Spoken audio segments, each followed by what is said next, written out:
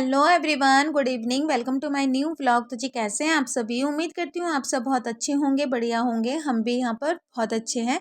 तो आज ना मैं आप लोगों के साथ में अपना शाम का जो रूटीन है ना वो शेयर करने वाली हूँ। तो सबसे पहले आप घड़ी पे एक बार नज़र मार लीजिए। घड़ी पे ना अभी 5:30 होने में 5 या 10 मिनट बाकी हैं। और मैं दोनों बच्चों को ना ट्यूशन छोड़कर आई थी। तो बाहर ना बहुत ही ज़्यादा ठंड हो रही थी, तो इस वजह से मैंने मोटी वाली जैकेट पहनी हुई थी और ना सिर पे मैंने टोपी भी पहनी हुई थी, क्योंकि बाहर तो ठंड लगती है लेकिन जैसे ही घर पे हम घुसते हैं ना तो उतनी ठंड नहीं लगती है। तो बस यहाँ पर मोटी वाली जैकेट मैंने उतार दी है, क्योंकि अभी शाम के जो काम है वो शुरू करूँगी मैं, और ऐसी जैकेटों में ना फिर घर के काम करने ना मुश्किल हो जाते हैं। तो इससे पहले आपने वीडियो में देखा कि मेरा घर जो था ना पूरा का पूरा अंधेरा हुआ पड़ा था। तो हुआ यूँ कि उस दिन हमारे घर पे ना आफ्टरनून मतलब 12 बजे से ही लाइट गई हुई थी। और जैसे कि मैंने पिछली वीडियो में आप लोगों के साथ में शेयर किया था कि हमारा इन्वर्टर भी जो है ना वो ख़राब हो चुका है। तो इस वजह जब भी लाइट जाती है ना तो घर पूरा जो है वो अंधेरा हो जाता है। तो अभी ना हमारे पास इमरजेंसी लाइट भी नहीं है। तो इमरजेंसी लाइट भी लेने की हम लोग सोच रहे हैं, क्योंकि आजकल लाइट जो है ना बहुत ही ज़्यादा मतलब जाने लगी है। तो जब लाइट जाती है ना तो बहुत ही ज़्यादा फिर प्रॉब्लम हो जाती है। और इन्वर्टर की ना हम लोगों को ऐसी आदत मतलब लग चुकी है ना कि बिना इन्वर्टर के ना अब काम भी नहीं चलता है। तो जब तक इन्वर्टर ठीक नहीं होता है तब तक तो इसी तरह से मतलब कैंडल में ही मतलब काम करना पड़ेगा। तो कैंडल वगैरह मैंने जला रखा था, क्योंकि बच्चे भी तैयार हो रहे थे और फिर इमरजेंसी लाइट नहीं थी ना, तो इस वजह से फिर जो भी काम मेरे से हो पाए मैंने कैंडल में ही किए थे। तो बहुत ही ज़्यादा मतलब प्रॉब्लम हो रही है, क्योंकि लाइट जो है ना बहुत ही ज़्यादा मतलब आजकल दुखी करने लगी है। तो यहाँ पर ना मैं जो कैंडल जली हुई थी ना वो मैं बुझाना भूल गई थी। तो कभी भी मतलब नहीं करना चाहिए, ऐसे बहुत ही रिस्की वाले काम होते हैं। अगर ऐसी सिचुएशन हो जाए कि मतलब लाइट गई हुई है और मतलब कैंडल जली हुई है और ना कहीं आपको जाना है, तो कैंडल को ना हमेशा बुझा के जाए। मैं जल्दबाजी में ना कैंडल जो था वो बुझाना भूल गई थी। तो जब मैं दोनों बच्चों को ट्यूशन छोड़कर आई ना और घर की लाइट ऑन करी मैंने, तो देखा कि लाइट आ चुकी थी। तो सबसे पहले मैंने पूरे घर की मैंने लाइट जलाई, क्योंकि सर्दियों की वजह से ना आजकल दरवाजे वगैरह बंद रहते हैं और खिड़की वगैरह भी बंद रहती है, कर्टन्स वगैरह भी लगे रहते हैं। तो इस वजह से बाहर की जो रोशनी होती है ना वो अंदर नहीं आ पाती है, तो पूरा घर जो है ना वो अंधेरा ही रहता है। तो फिर सबसे पहले मैंने घर की लाइट वगैरह जलाई। और इन्वर्टर का हस्बैंड बोल रहे थे कि ना जो बैटरी है ना वो ख़राब हो चुकी है। तो ये इन्वर्टर हमारा बहुत पुराना है, मतलब जब पूजा हुई थी ना तो उस टाइम पे हमने गर्मियों में इसे लिया था। तो इसे भी कम से कम 13 या 14 साल हो गए हैं। तो बस अब ये ख़राब हो चुकी है। तो हस्बैंड बोल रहे थे कि अगर इन्वर्टर की जो बैटरी है ना वो अगर ठीक हो जाएगी तो उसको ठीक करा लेंगे, नहीं तो फिर नया इन्वर्टर तो लेना ही पड़ेगा। क्योंकि अभी सर्दियों का तो ऐसा है ना कि सर्दियाँ तो निकल जाती हैं, सर्दियों में इतनी प्रॉब्लम नहीं होती है, लेकिन सबसे ज़्यादा प्रॉब्लम ना गर्मी के टाइम पे ही होती है। तो देखते हैं अभी इन्वर्टर हमारा कब ठीक हो पाता है, क्योंकि नया इन्वर्टर तो अभी लाना पॉसिबल नहीं हो पाएगा। जैसे कि आप लोगों ने लास्ट व्लॉग में देखा कि मैंने इसी टाइम पे ना अपना नया वॉशिंग मशीन भी लिया है। तो एक साथ में ना एक के बाद एक इतने सारे खर्चों को ना मैनेज करना बहुत ही ज़्यादा मुश्किल हो जाता है। और वो भी तब जबकि ना घर में एक ही इंसान कमाने वाला हो, और ऐसे में ना पूरे घर को मतलब बहुत ही सोच समझ के चलाना पड़ता है और सभी चीज़ों को ना मैनेज करना पड़ता है। क्योंकि देखिए, हम लोग जो मिडिल क्लास फैमिलीज़ होती है ना, हमारे घर में कोई भी चीज़ अगर नहीं आती है तो उसका बजट ना हम लोग 3-4 महीने पहले ही बना कर रखते हैं, तब जाके हमारे घर में ना वो चीज़ आ पाती है। क्योंकि हम लोग ना पूरे महीने का एक बजट बनाते हैं, और उस बजट में ना अगर हमारे घर की कोई भी नई चीज़ आती है ना तो पूरे महीने का जो बजट होता है ना वो बिल्कुल ख़राब हो जाता है। तो बहुत ही सोच समझ के हमें चीज़ों को लाना पड़ता है। तो कोशिश यही करूँगी कि मेरा जो इन्वर्टर की जो बैटरी है ना वो ठीक हो जाए, क्योंकि अभी तो मतलब इन्वर्टर लाना पॉसिबल नहीं हो पाएगा। तो फिलहाल देखते हैं इन्वर्टर हमारा कब तक ठीक हो पाता है। तो मैं यहाँ पर ना आपको अपना फैला हुआ किचन दिखा रही थी, क्योंकि जैसे कि मैंने आप लोगों को बताया था ना कि लाइट नहीं थी, तो मोमबत्ती जलाई हुई थी मैंने किचन में। क्योंकि किचन में भी ना अंधेरा रहता है। विंडो तो बड़ी सी है हमारी, लेकिन वो जो विंडो लगी हुई है ना वो सापट की तरफ से लगी हुई है। तो वहाँ से भी ना बिल्कुल भी मतलब रोशनी वगैरह मतलब आती ही नहीं है, बिल्कुल अंधेरा ही रहता है किचन मेरा। तो जब भी मैं किचन में आती हूँ ना तो मुझे मतलब किचन की लाइट जलानी ही पड़ती है। तो इस वजह से ना फिर मैंने खाने के बाद किचन वगैरह भी सब ऐसे ही छोड़ दिया था, बर्तन वगैरह भी दिन के ना मैंने ऐसे ही छोड़ दिया था, क्योंकि मोमबत्ती में ना बिल्कुल ही अंधेरा हो रहा था घर। तो इस वजह से फिर मैंने सोचा जब लाइट आ जाएगी ना तभी मैं अपने किचन के काम करूँगी। तो बस यहाँ पर सबसे पहले जो बिखरा हुआ किचन था उसको मैंने थोड़ा-सा मतलब ठीक-ठाक किया, और किचन काउंटर को थोड़ा-सा मैंने साफ़ वगैरह किया, और उसके बाद ये दिन के जो बर्तन पड़े हुए थे ना, इनको मैंने धोया। तो जब मैं बच्चों को ट्यूशन छोड़कर आती हूँ ना, तो इस बीच बहुत सारे काम हो जाते हैं मेरे। जैसे कि आपने वीडियो में देखा कि पूरा घर जो था ना वो मेरा फैला हुआ था, तो पूरे घर को मैंने अरेंज किया, मतलब साफ-सुथरा किया। तो रोज़ इसी तरह से शाम के टाइम पे ना बच्चे पूरे घर को फैला देते हैं, और फिर जब उनको ट्यूशन छोड़कर आती हूँ तो पूरे घर को सँभालती हूँ, पूरे घर को साफ-सुथरा करती हूँ। उसके बाद फिर शाम की झाड़ू वगैरह लगाती हूँ। शाम की झाड़ू वगैरह लगाने के बाद फिर शाम की जो दिया बत्ती का जो टाइम हो जाता है फिर वो हो जाता है। तो बर्तन तो आज मेरे लेट धुले हैं, क्योंकि ना लाइट वगैरह नहीं थी। तो बर्तन भी जब हम लोग खाना-वाना खाते हैं ना तो उसी टाइम पे मैं अपना बर्तन वगैरह भी साफ़ कर देती हूँ, और किचन क्लीन वगैरह भी मैं कर देती हूँ, क्योंकि इतना टाइम होता ही नहीं है मेरे पास में। 5:30 बजे बच्चे स्कूल जाते हैं, बच्चों को स्कूल छोड़कर आती हूँ, उसके उसके बीच ना जो फिर मेरे घर के जो काम होते हैं, जैसे कि घर को अरेंज करना, साफ़-सुथरा करके झाड़ू वगैरह लगाना, वो सब करती हूँ।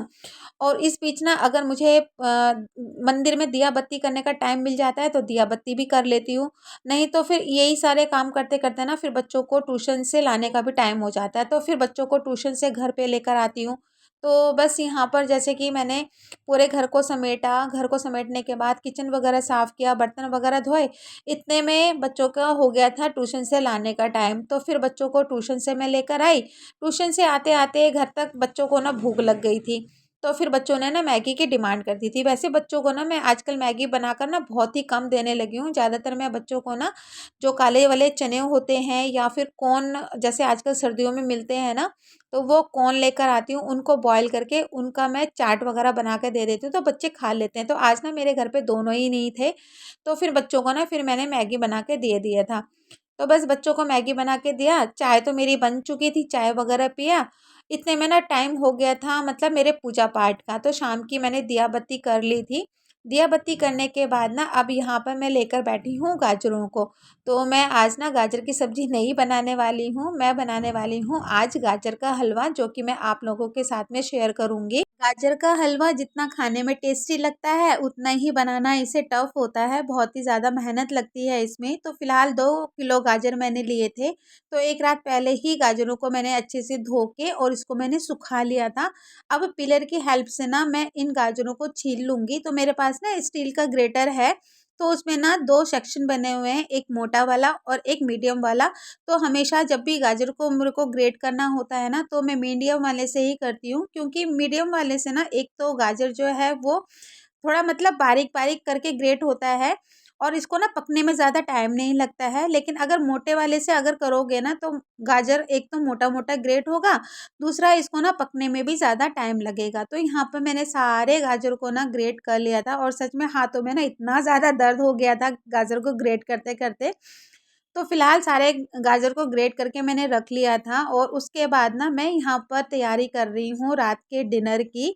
तो रात के डिनर में मैं फूल गोभी और पत्ता गोभी को ना मिक्स करके एक फ्राई टाइप का मैं बनाऊँगी।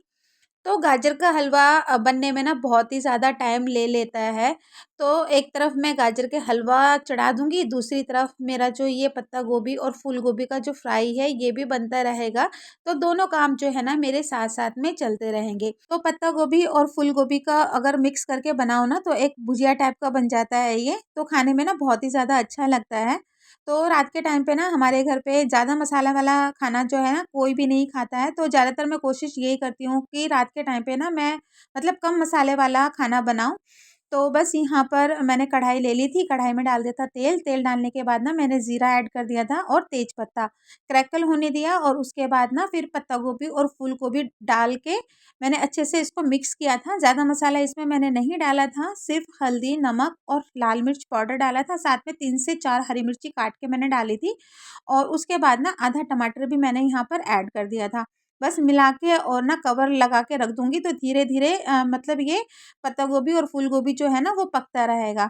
तो बस दूसरी तरफ मैंने ले ली है बड़ी सी कढ़ाई, क्योंकि गाजर जो थे ना वो 2 किलो थे, तो उसके लिए बड़ी सी कढ़ाई ली है मैंने और कढ़ाई को अच्छे से गरम होने दिया था और इसमें डाल दिया था मैंने घी। घी को ऐड करने के बाद जितना भी कद्दूकस किया हुआ गाजर था वो मैंने कढ़ाई में ऐड कर दिया था। बस अब अच्छे से इसको पलट के मिक्स करना है घी के साथ में और बड़े से बर्तन से ना कढ़ाई को ढक देना है, क्योंकि गाजर जो है ना बहुत सारा पानी छोड़ता है।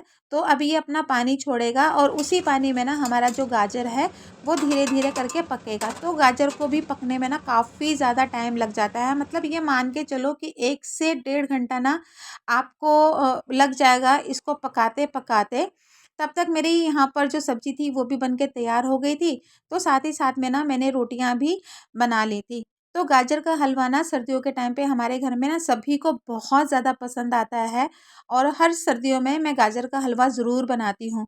तो कम से कम सर्दियों में ना 2 से 3 बार मेरे घर पे ना गाजर का हलवा बन जाता है। ऑफ़िस में हस्बैंड के साथ में जो लोग काम करते हैं ना, तो उनको भी मेरे हाथ का गाजर का हलवा बहुत ही ज़्यादा पसंद आता है। तो हर सर्दियों में जब भी मैं गाजर का हलवा बनाती हूँ ना, तो वो एक बार हस्बैंड को ज़रूर पूछते हैं कि आपकी वाइफ़ ने गाजर का हलवा नहीं बनाया है। तो जब भी मेरे घर पे गाजर का हलवा बनता है ना, तो हस्बैंड टिफ़िन भर के ना उनके लिए गाजर का हलवा लेकर जाते हैं।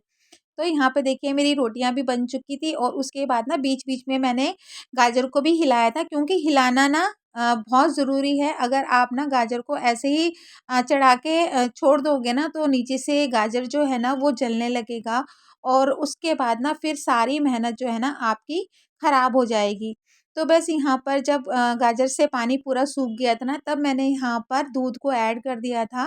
तो 2 किलो मेरा गाजर था, तो हाफ़ लीटर से ज़्यादा मैंने यहाँ पर दूध को ऐड किया था। तो यहाँ पर दूध की जो क्वांटिटी है मैंने कम रखी थी, क्योंकि मुझे बीच में ना खोया भी ऐड करना था। अगर आप सिर्फ़ दूध से गाजर का हलवा बना रहे हैं ना, तो जिस हिसाब से आपने गाजर लिया है ना, उस हिसाब से आपको फुल क्रीम दूध भी लेना है। फुल क्रीम दूध से ना गाजर का हलवा जो है बहुत ही ज़्यादा टेस्टी बनता है। तो बस यहाँ पर गाजर के हलवे को दूध के साथ में पकाते-पकाते, सुखाते-सुखाते काफ़ी टाइम लग गया था, मतलब आधे पौन घंटे से भी मुझे ज़्यादा लग गया था। तो आप देख सकते हो पूरी मतलब कढ़ाई भर के गाजर था, अब इसकी क्वांटिटी कितनी कम हो गई है। तो बस दूध के साथ में गाजर के हलवे को पकाया और उसके बाद ना फिर मैंने यहाँ पर ऐड कर दिया था चीनी। तो चीनी अपने टेस्ट के हिसाब से आप कम ज़्यादा कर सकते हो। मेरे घर पे गाजर के हलवे में ना मीठा बहुत ज़्यादा पसंद करते हैं, तो उस हिसाब से मैंने यहाँ पर चीनी ऐड किया था। चीनी भी पानी छोड़ती है, तो बस यहाँ पर चीनी के पानी को भी सुखाना है और उसके बाद ना जब चीनी का पानी सूख गया था, तब मैंने यहाँ पर ऐड कर दिया था घी। घी को ऐड करने के बाद मैंने यहाँ पर ड्राई फ्रूट्स कूट के ऐड कर दिया था। तो बस यहाँ पर ड्राई फ्रूट्स ऐड करने के बाद ऐड कर दिया था यहाँ पर मैंने खोया। तो खोया आप अपने मर्ज़ी से डाल सकते हो। अगर आप सिर्फ़ गाजर के हलवे में सिर्फ़ दूध का यूज़ कर सकते हो, तो उस हिसाब से आपको यहाँ पर दूध भी लेना है। यानी कि 2 किलो अगर आपने गाजर लिया है, तो 2 किलो ही आपका यहाँ पर दूध भी पड़ेगा। तो बस यहाँ पर खोया ऐड किया, खोया को भी अच्छे से गाजर के हलवे में मिक्स किया और उसके बाद हमारा यहाँ पर मज़ेदार लज़ीज़ गाजर का हलवा बनके बिल्कुल तैयार हो गया है। गार्निश के लिए मैंने थोड़ा-सा खोया बचा के रखा था, जो कि मैंने ऊपर से ऐड कर दिया है। तो यहाँ पे देखिए हमारा गरमा-गरम सर्दियों में बनने वाला गाजर का हलवा बिल्कुल तैयार है। गाजर का हलवा बनने के बाद ना फिर हम लोगों ने खाना वगैरह खाया। खाना वगैरह खाने के बाद ना फिर सबके सब बोलने लगे गाजर का हलवा लेकर आओ, गाजर का हलवा लेकर आओ। स्पेशली पूजा तो बीच-बीच में आकर बोल रही थी कि मम्मा इतनी अच्छी खुशबू आ रही है गाजर के हलवे में से, गाजर का हलवा दे दो। तो सबसे पहले ये गाजर का हलवा आप लोगों के लिए, आप लोग इस गाजर के हलवे को हम लोगों के साथ में एन्जॉय कीजिए। काश मैं ये हलवा आप लोगों को खिला पाती। तो बस यहाँ पर खाना वगैरह खाने के बाद हम लोग गाजर का हलवा एंजॉय कर रहे थे। तो गाजर का हलवा ना मुझे ठंडा अच्छा लगता है, जबकि पतिदेव को ना गरम-गरम खाना अच्छा लगता है। तो हम लोग यहाँ पर बैठ के गाजर का हलवा एंजॉय कर रहे थे और यहाँ पर ना पूजा मेरे को बोली थी कि मम्मी आपने क्या यम्मी गाजर का हलवा बनाया है। तो बच्चों के मुँह से और पतिदेव के मुँह से जब अपनी बनी हुई चीज़ों की हम तारीफ़ सुनते हैं ना, तो उस टाइम पे हमने जितनी भी मेहनत की हुई होती है ना, हम सारी मेहनत को भूल जाते हैं। क्योंकि गाजर का हलवा जो है ना हम हेल्दी तरीके से घर पे बनाते हैं। बाज़ार में तो इतना महँगा गाजर का हलवा मिल रहा है, वो भी अनहेल्दी। तो बस यहाँ पर साफ़-सुथरे तरीके से परिवार वालों के लिए गाजर का हलवा बनाइए और उन्हें खिलाइए। तो इसी के साथ ही मैं आज की वीडियो का एंड भी यहीं पर ही करती हूँ। अगर मेरा वीडियो आप लोगों को पसंद आता है तो प्लीज़ मेरे चैनल को लाइक, शेयर, सब्सक्राइब ज़रूर कीजिएगा।